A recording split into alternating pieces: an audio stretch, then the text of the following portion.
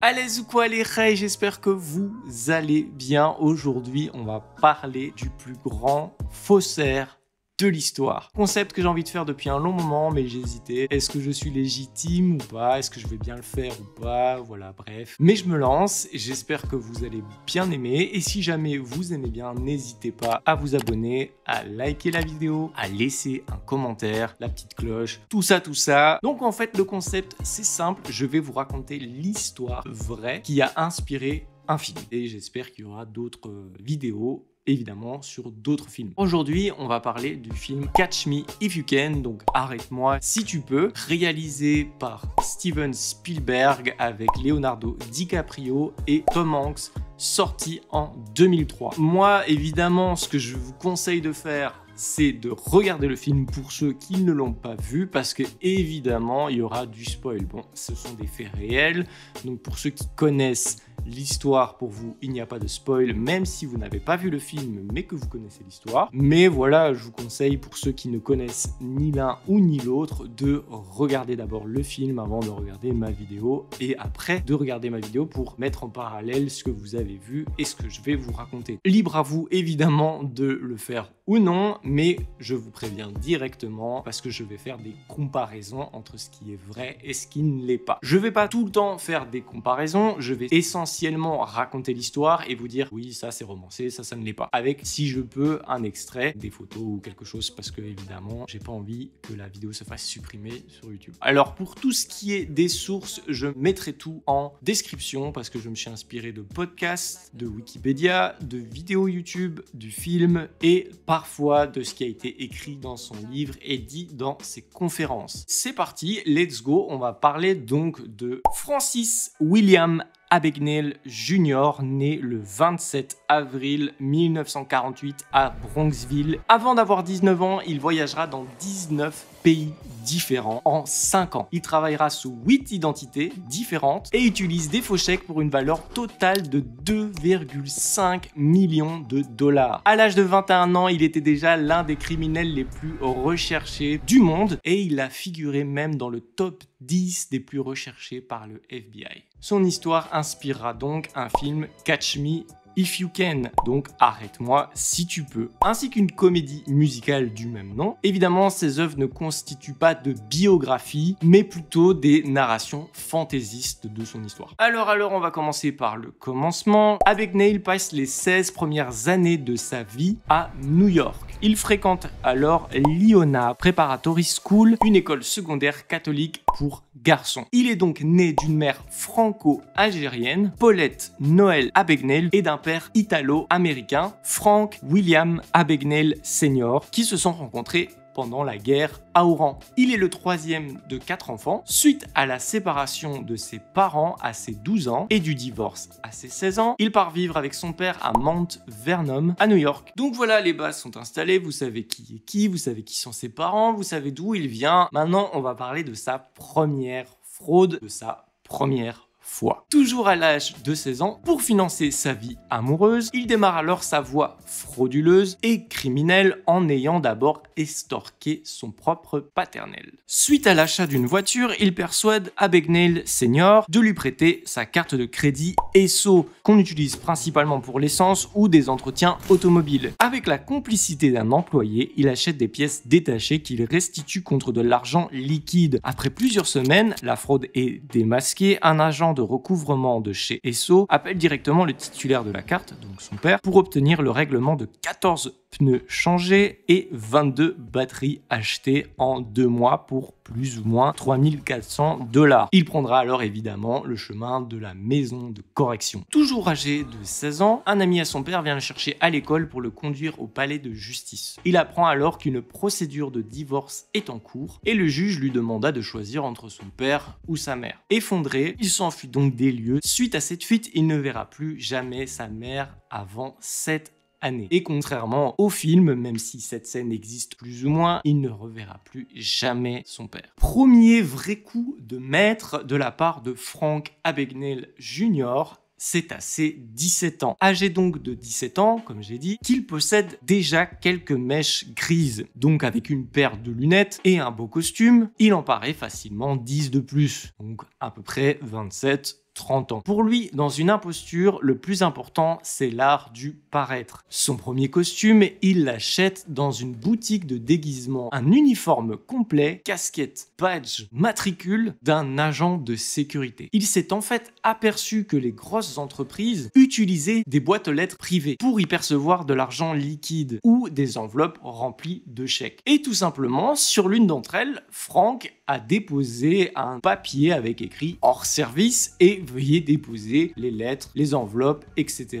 à l'agent de sécurité, tout simplement. Lui-même dit avoir été étonné que son coup fonctionne aussi facilement. Du coup, il fera le coup plusieurs fois jusqu'à ce que ces fameuses entreprises ferment toutes leurs boîtes aux lettres privées. Ensuite, c'est une autre carrière qu'attend Frank Abagnale Jr. À 18 ans, lui qui rêve depuis enfant d'être un pilote de ligne, il peut enfin se le permettre à l'aide d'un véritable et authentique uniforme pour pouvoir se transformer en copilote de la Pan Am. Il se fabrique alors un faux badge avec une photo au nom de Frank Williams. La photo ici est un montage. Le logo de la compagnie collé dessus provient tout simplement d'un modèle réduit, un jouet, comme on peut le voir dans le film. Comment il a fait pour se procurer le costume? En fait, il a directement été avec son faux badge au bureau du personnel de la Pan Am en disant que son costume a été égaré. Voilà.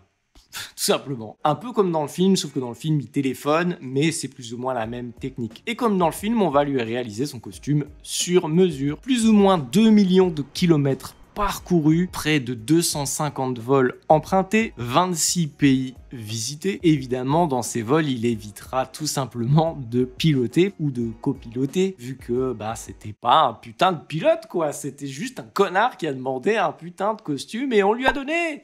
J'en reviens pas. Grâce à la compagnie aérienne, il vit dans des motels réservés aux salariés. Il prendra alors du bon temps et ne gênera personne. Évidemment, qui se fait tout petit, le gars, il est en train de vivre une putain de vie qui n'est pas la sienne. Et toujours comme dans le film, grâce à son sourire et son allure, personne ne se pose aucune question quant à la véracité de ses chèques quand il ira les encaisser. Chèques évidemment, comme dans le film, créés de A à Z dans des motels à l'aide d'une machine à écrire. Frank se promènera alors avec toujours à peu près 90 000 $ dans les poches, tranquille, évidemment, comme tout le monde.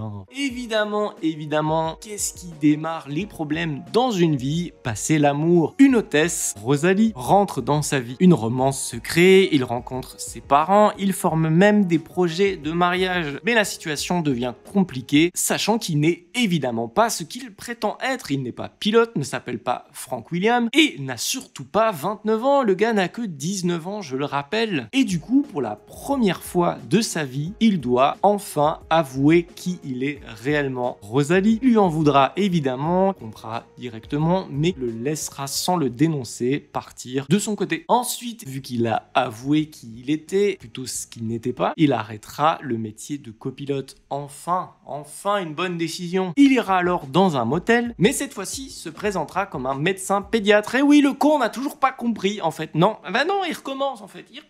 Évidemment, on lui demandera quelques consultations amicales, ce qu'il refusa vu que ce n'est pas un putain de médecin mais juste un connard avec une blouse. Mais un jour, un véritable médecin se pointera dans le motel, demandera après ce putain de faux médecin qu'il cherche un assistant pour sa clinique où le boulot sera essentiellement administratif. Du coup, Frank d'abord refuse mais se dit que c'est quand même une bonne opportunité vu que c'est plus dans les cordes de Frank Abagnale Jr. Alors Frank du coup saute les pieds joints dedans où il y restera quand même 11 mois malgré avoir appris quelques termes techniques parce que oui évidemment ça ne suffit pas. Les questions du domaine médical vont souvent le mettre dans l'embarras, il va souvent chercher à éviter ce genre de questions, mais c'est un jour sa présence obligatoire en salle d'accouchement pour un nouveau-né qui a du mal à respirer et qui heureusement est né correctement lui fera définitivement arrêter cette imposture.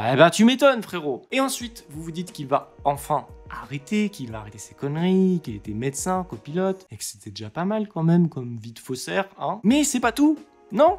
Non, c'est pas assez. Du coup, après avoir été un faux médecin, un faux copilote, Frank reste en Louisiane. Et il y retrouve une ancienne employée de chez Pan Am. Il dit qu'il n'y travaille plus pour des raisons de restrictions budgétaires et du coup d'employés. Elle lui demande donc alors, mais qu'est-ce que t'as fait comme étude du coup frérot? Et qu'est-ce qu'il répond? Harvard, évidemment. Quelle autre réponse il aurait pu donner? sincèrement. Quoi d'autre que cette humble école qui est Harvard? Du coup, elle lui informe que le bureau du procureur cherche des avocats. Il refuse d'abord, mais il est dans le fond excité à l'idée d'être dans le cœur même du système judiciaire qui leur cherche. Mais évidemment, c'est sûr ça. Quand t'es un tueur à gages, tu veux travailler dans la police scientifique, c'est normal, logique en fait. Alors le diplôme d'Harvard, qui évidemment est un faux, va lui servir de ticket d'entrée. Ainsi donc, il devient inscrit au barreau, puis affecté dans un bureau de procureur où il va y gérer des litiges mineurs et il donnera même des cours de droit à des étudiants. Enfin, Frank décide de prendre une retraite. Ben oui, 21 ans, c'est tellement vieux. Il ira alors en France se présentant comme Robert Monjo ou Monroe,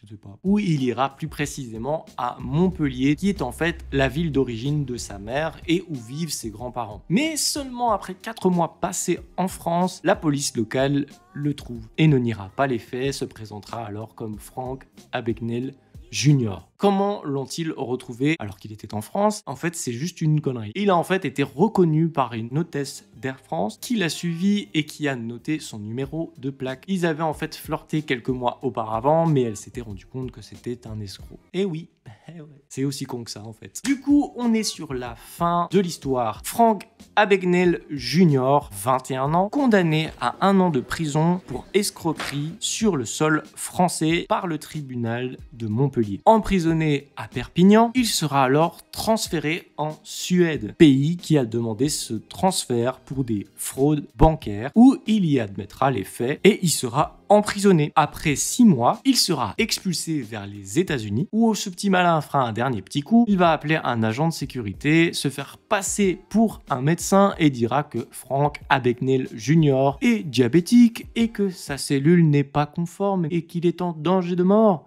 Il ira donc passer son séjour dans un bon lit douillet à l'hôpital. Il les aura niqués une dernière fois. Mais quand même, par après, il sera condamné à 12 ans de prison. Il ne passera finalement que 4 ans en prison, car il a passé un accord avec le FBI, comme dans le film, pour être libéré avec 2 obligations. Trouver un job stable, ainsi que coopérer avec le FBI pour identifier les faussaires. Frank, du coup, il bossera parfaitement, en étant lui-même un parfait faussaire, au point même de créer sa propre entreprise de sécurité bancaire et deviendra alors millionnaire. La vie, du coup, l'a bien récompensé alors que c'était un sombre petit con. Voilà la morale de l'histoire. Hollywood alors s'empare évidemment de son histoire. Il fera aussi, comme je vous ai dit, un livre et des conférences en concluant toujours de la même manière. J'ai toujours su qu'un jour on allait m'attraper. La loi parfois sommeille, mais elle finit toujours par vous rattraper. Alors le gars, il se permet de dire que la loi c'est bien alors qu'il a fraudé toute sa putain de vie. Alors enfin, cette histoire se termine là-dessus, mais du coup, pendant que j'étais en train de faire mes recherches, beaucoup de vidéos ou d'articles disaient que tout ce qu'il racontait était soit fort édulcoré, soit complètement faux, mais l'attention a été plutôt fixée sur un article et sur un écrivain en particulier, car lui avait quand même des bonnes preuves et a expliqué pourquoi certaines choses étaient vraies et pourquoi certaines choses étaient fausses. Alors c'est selon l'auteur irlandais Alan C. Logan qui aura écrit du coup un livre sur ça, intitulé Le plus grand canular sur Terre, attrape la vérité tant qu'on le peut, qui fait évidemment un tacle à Attrape-moi si tu peux. Livre qui démontrera du coup l'histoire de Frank Abagnale Jr. avec beaucoup de faits avérés. Merde. Bon, j'ai une lampe qui s'est éteinte. Je suis désolé. La lampe va se réteindre probablement. Donc si on reprend l'histoire de Frank Abagnale Jr. telle qu'il la raconte, entre ses 17 et 20 ans, il sera copilote de la Pan Am et fera plein de fraudes avec des chèques et évidemment plein d'argent pendant 3 ans du coup. Mais selon Logan, il a trouvé une preuve que pendant ces 3 ans, monsieur Abagnale Jr. était tout simplement incarcéré. Toujours selon Logan, il n'aurait pas non plus volé et escroqué uniquement des grandes entreprises, mais aussi des gens comme vous et moi. La vérité, selon l'écrivain irlandais, est que le faussaire a bel et bien été copilote à la Paname, mais seulement pendant 3 mois et à ses 22 ans et non pas à 17 ans. Pareil pour la course-poursuite, comme le fait sous-entendre le film et ainsi que l'histoire de Frank et son livre. Il n'a pas été poursuivi pendant des années, mais seulement pendant 3 mois. Alors pourquoi Logan, donc l'écrivain, a douté de l'histoire de Frank? C'est tout simplement parce qu'il trouva un petit article où il y fera écrit que Frank Abagnale Jr. a été arrêté à Baton Rouge pour vagabondage, or que dans toutes ses conférences ainsi que dans son livre, il dira n'avoir été arrêté qu'une seule fois dans sa vie, en France à Montpellier. Dès lors, l'écrivain commença alors à chercher d'autres incohérences. En s'informant, Logan est tombé sur une des victimes de Frank à Baton Rouge, une femme nommée Paula Parks ainsi que sa famille. Elle lui raconta alors l'histoire où Frank Abagnale Jr. utilisa des faux prétextes pour pouvoir emménager chez sa famille. Logan ira alors à la police de Baton Rouge et y trouvera écrit l'histoire de Paula Parks. Du coup, pendant que Frank logeait chez la famille de Paula Parks, il fouillait dans leurs affaires et leur aura volé leurs chèques. Et il les utilisera alors pour payer des restaurants à cette même famille.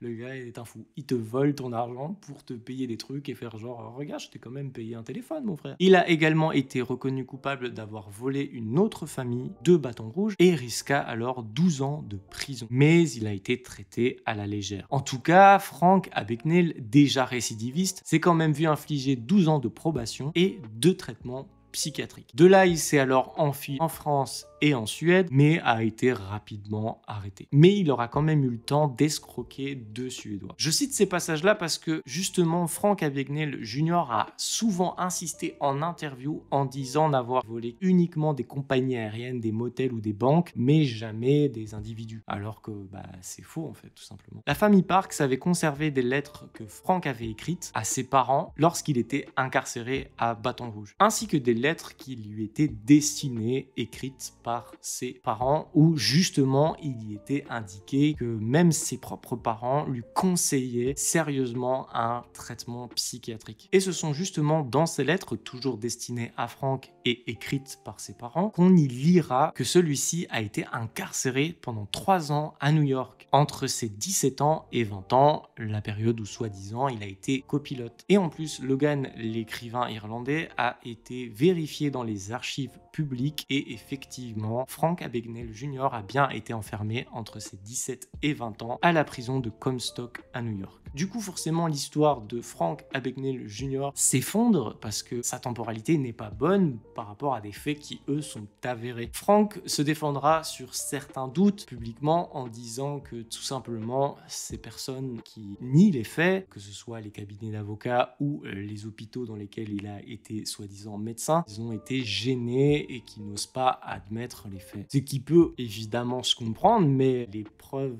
pèsent plus contre lui que pour lui. Ensuite, ce qui est aussi faux d'après et toujours d'après Logan, c'est qu'il n'aurait jamais falsifié plus de 10 chèques avec la Paname et qu'il n'aurait pas touché plus de 1500 $. Et ensuite, toujours d'après l'écrivain irlandais, après avoir été arrêté, Frank Abagnale Jr. aurait collaboré avec le FBI. Eh ben non, c'est faux. Il aurait juste en fait été jusqu'au Texas et travaillé pour un camp d'enfants adolescents avec évidemment de faux prétextes. Voilà la fameuse histoire de Frank Abagnale Jr. C'est une beaucoup plus longue vidéo que je vous propose. J'espère que le format vous a plu. Évidemment, ça n'enlève rien au film et au livre qu'a pu écrire Frank Abagnale Jr. Même si évidemment ça casse le mythe parce que selon Logan, donc l'écrivain irlandais, tout est faux et en plus lui a des preuves là où Frank n'en a pas réellement. Les photos que je vous ai mises entre temps, je ne sais même pas moi-même si ce sont des photos de reconstitution ou alors des véritables photos d'archives, à part pour les photos évidemment où il est jeune. Donc voilà les gars, j'espère que cette vidéo vous a plu. Si c'est le cas, n'hésitez pas à liker la vidéo, la commenter avec votre avis ou alors des suggestions et de vous abonner, de partager la vidéo et la petite cloche si vous ne voulez rien manquer. C'était Darchum, à plus les rails. Soit des rappeurs en carence, ils dorment. Je t'envoie des... C'était une bien longue vidéo. Je te mets la bouche dans le ciment, c'est mort. Pour t'inculquer que le silence est... Yo Medjidji, ça va comment? On crame l'Hollandaise dans une Allemande. Le 4, le 7, c'est comme les deux frères dans la légende. Je suis la légende.